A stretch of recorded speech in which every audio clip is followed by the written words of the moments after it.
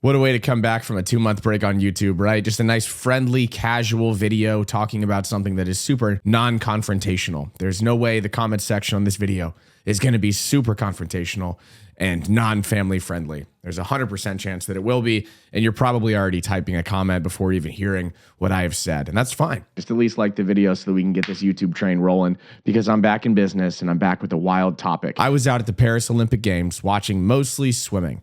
And while I was out there, I witnessed without question one of the most unbelievable, and me saying unbelievable is probably going to fire off the assumption crew that is going to be down in the comments section claiming already that I am claiming that this individual that I will name momentarily was doping, because that's just kind of the way that we do things these days, I guess. And one of the ways that we do things in high performance athletics now is when something crazy happens, we have to figure out whether or not they're doping. And it's this whole thing, and it's a really sad thing for the sport, in my opinion. But while I was out there in Paris, and apologies for my voice, I'm pretty sure everybody in Paris had COVID or some kind of respiratory thing while we were out there. Everybody was coughing, everybody was sneezing. It was a zoo of infection out there. And I think I caught the bad end of it. Now I've got this just annoying lingering cough that I'm dealing with, which has been great. So apologies for my voice sounding a little bit different in this video. And if it annoys you, then go watch something else. I don't know what to tell you. One of the most unbelievable things I have ever seen in my life happened while we were out there. One of the most incredible, unbelievable, whatever superlative you want to use for it. I'm not claiming that anyone who has never tested positive for anything is doping. That is where I will stand on doping forever, because I cannot see into someone's personal life and be with them all the time, okay? I can't. And that's just where I'm going to be as an individual that loves this sport, that loves high performance athletics, and really hopes and, has maybe some blind optimism into the ideal that everyone is, doing their best within the means of, regulation that are put on the sport.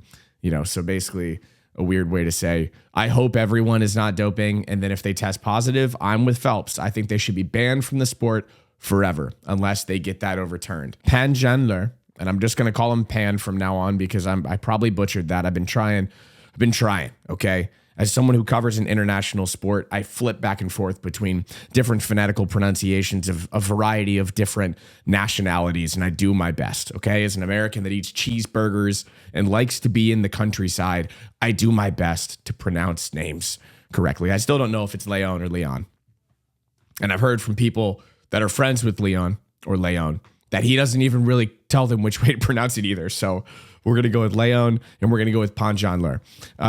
Pan, I'm just going to call him Pan because that's how I'm feeling right now, did one of the most incredible things I've ever seen in my life. The venue in Paris was electric. That place erupted for everything.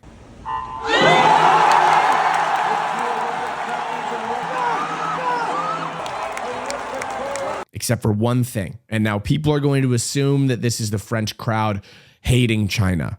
That is not the case, okay?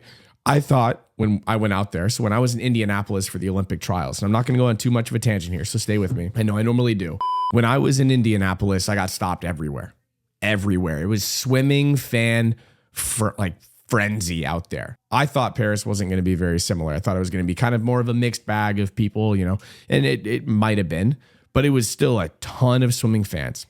Majority of the population out there, swimming fans, dialed into a deep understanding of the sport, right?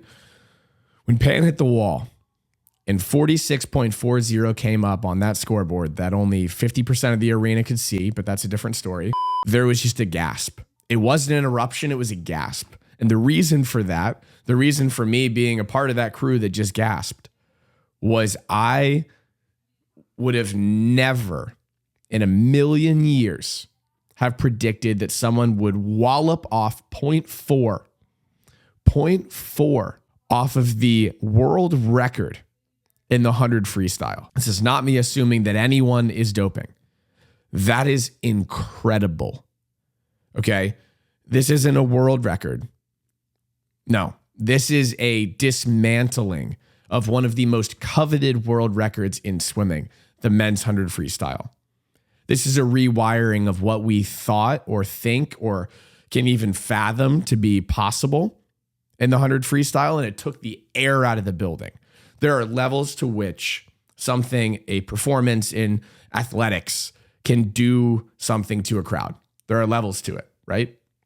You get a clap, something cool happened. Congratulations. Maybe, a really slow swim that won you a gold medal. Hey, good job. Now an Olympic record. Whoa, really cool one. Clap, clap, clap. Really good race. Whoa, like everyone's starting to get really excited. World record. Whoa, like blows up. Maybe like Leo Marchand doing pretty much anything.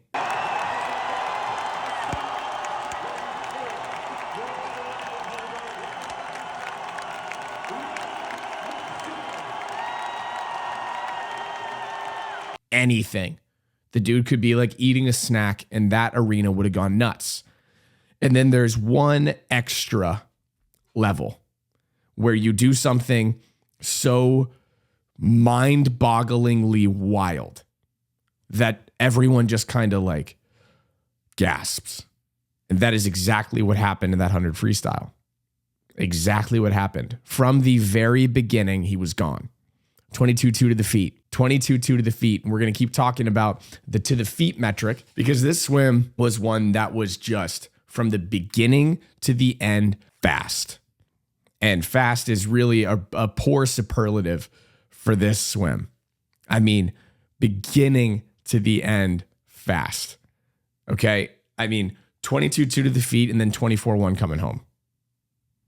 22-2, 24-1. Those are two of the faster splits ever combined into one race. Normally you have someone go out like 22-2 and come home 24-5 for a world record, right? That would be, I don't even know what that would be. I think that'd be a world record. My math is not mathing right now. My voice is not voicing, but I wanted to get this video out. I want to get back onto YouTube. It feels good to be back. But so when that happened, I looked up, took a picture, put out a tweet. That tweet went absolutely bananas. And then all hell broke loose online. I said, what the bleep just happened, essentially, because that was the way that everyone was feeling. That's what I was feeling because I couldn't even process what I just saw.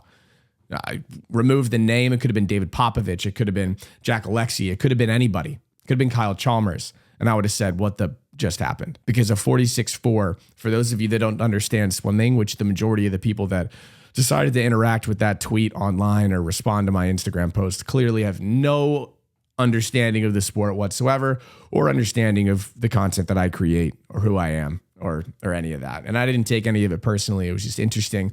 And it's always interesting to get to see the perspective of mass media, right? Or the mass population who comes in and just says, well, he was the world record holder before that. So why are you shocked? I'm not shocked that he broke the world record. He was 46.9 leading off a relay. I'm not shocked that he broke the world record. I'm shocked that anyone is physically capable of going 46.4. That's what shocks me. And people are going to say, oh no, like whatever, like you're lying. If it was anyone else, you would have been cheering for it. No, I would have posted the exact same thing. The exact same thing. If it was me, I probably would have claimed that I was doping because I know who I am. I don't know the personal lives. I cannot be with any of these individuals for their entire training life. I can't. Seeing a 46.4 in the 100 freestyle, even on a split, I would have been blown away. And so speaking of the split, later on in the meet, after all of this drama and all these conversations, and I know there are going to be athletes and there are going to be people that don't like the fact that I'm not hammering down on test him. They've been tested. They have been tested. And you know what? If people are out there, and there are people out there, let's be real, we can remove our fantasy or whatever. I don't even know what word to throw after it. We can remove the fantasy assumption that there aren't people out there that are beating the system. There are. The World Athletic Doping Association has an incredibly difficult job. Incredibly difficult. Keep up and be one step ahead of science, right? There's huge political power involved in being a high quality sporting nation. And the Olympic Games has been used as a political chip globally for a really long time. It's just the way that it is. We want this pure version of sport. It's a really difficult thing to attain, and we just continue to chase it. And unfortunately, in high performance athletics, it's one of the most difficult things to chase and attain. We will never attain it. There are people out there that are cheating, and there are people that are out there that are getting away with it. But from my perspective, the best thing that we can do as a fan base, and the polar opposite of this is the worst possible thing. The best possible thing we can do is just innocent until proven guilty. And I know people aren't going to like that. People aren't going to want to do that. But from my stance, I mean, what am I going to do? I can sit here and throw out blind assumptions. I've received so many blind assumptions and I know how it feels. I always look at this from the perspective of what if that athlete was clean? Imagine being an athlete that does something absolutely incredible. You have the perfect swim. And then everyone just says you cheated. It would suck. It would suck. And I just don't think it is my job or it is in my even realm of capability to stand here and say definitively this happened for sure. For sure happened. You know, if it comes out that somebody cheated, yeah, terrible. And I'm going to voice my opinion on that. But he backed it up with a 45-9. Backed it up with a 45-9 anchor leg and took Jason Lezak's 46.06 split off the top of the record board. I mean, it's a situation where this dude swam so fast so many times that it's, I want to hammer down on one thing. There is a certain amount of skill required to be able to do a relay start into a first 50 of 100 freestyle and go 21.5 to the feet. I don't care who you are. I don't care what you're taking. I'm really excited to see what James Magnuson goes in the 50 freestyle at the enhanced games. Because if he goes 20.2, maybe I'll change my opinion on this. But if he goes 21.7, everything starts to change. 21.5 to the feet. Even if you go 0.00 on a relay start or minus 0.02, there is a certain amount of skill required, and it is a lot of it to be able to even fathom trying to do that. I can't even break 22.00 in a 50 freestyle short course yards to the hand. 21.5 going out to the feet is insane. Insane. All right. I'm not taking a real definitive stance here on this. I'm not. My thoughts on it are just that I'm going to look at it for what it is. It's something that took the literal breath out of me when I saw that time pop up on the screen. 46.40, 45.9. It wasn't a blip because those two splits talk. They make sense. He did it twice. That's my thoughts.